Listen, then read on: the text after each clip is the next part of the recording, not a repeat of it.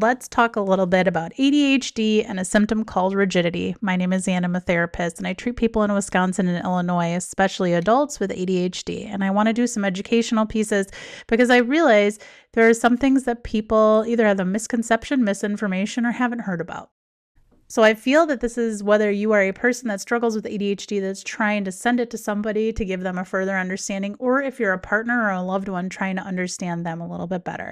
Important disclosures is because this is educational only. It doesn't reflect where I work and my employer is anybody in my field or anybody that does what I do. This is just me on my off time giving you some information into the World Wide Web.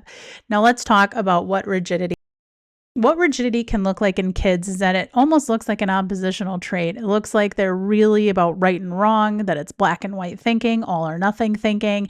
They have a lot of difficulty with plans changing or potentially just sensory issues. They're hyper-focusing or hyper-fixating on something, and then you have to switch right away, and kids almost can have an emotion dysregulation that comes with it.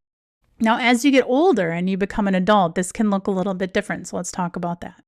Potentially, your adult with ADHD has already negotiated. Let's use an example in a relationship because I'm a marriage and family therapist. You and your partner make a plan to go on a trip. It is all planned out, everything, the itinerary, it is perfect, it looks good. Both of your nervous systems are excited to go. The dopamine is up.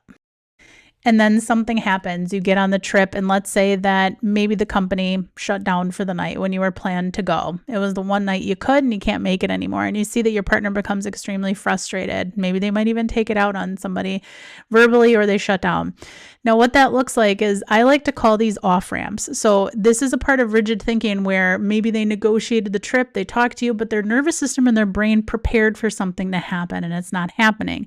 So when someone looks at them and says, just be flexible, just relax, just take a step back, don't get so upset about it. The brain and the way it's set up and the nervous system is it gets very overstimulated when things change or there's an off ramp. It doesn't mean we can't regulate, treat it, or handle it. It means that maybe it's an area they haven't learned that yet. So when there's that emotional or physical or executive dysfunction, there's a dysregulation. When that happens, it could become very confusing for somebody. So even if they sit there and say, I'm not mad at you, I'm just mad that it happened, and sometimes it can dysregulate somebody. Other ways that rigidity can show up is it will look like they really want to be right about something. Sometimes it's that they want to be clear, that it's about justice or fairness. It is normally not about being right or wrong. So sometimes when I'm in even couples or family sessions with adult families, one of the things I will say is, what do you think this is about? And they'll say, well, it's about them being right. And the person will say, no, I've told you 100 times it's not about that. That rigid thinking can sometimes look like they're trying to be emotionally understood. And a big thing about ADHD, especially people that were diagnosed later in life, they didn't have a lot of understanding or bridging gaps. They didn't have a lot of people that were in their corner in the sense of maybe somebody that really understood what they were thinking or feeling. So often they feel like they need to justify it, over explain it, and it can become very emotionally overwhelming. And now they're emotionally overstimulated. So again, because their nervous system is rapid firing. This isn't about making excuses, you guys. It's about understanding educationally that the body and the brain works different with ADHD, and how can we bridge that gap to create more understanding and stronger relationships, not just with ourselves, but people we love. This is just the tip of the iceberg, and there are ways to treat it because executive functioning work, there's a whole section on flexible thinking. It's about understanding what part is very difficult, which ways do we adjust it, what skills do we use to mitigate it, and especially in your relationships, absolutely in my couples and family work with adult families, I talk to them about how do we bridge this gap so there's understanding, not making excuses. We do hold people accountable, yet how do we grow and bridge understanding? Okay?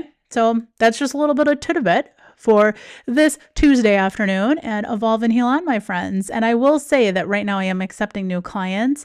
And again, I gave you the information in the beginning, but if you're interested in that, make sure to check out my pages. Make sure to give me follows. I'm available on here on Instagram and Facebook.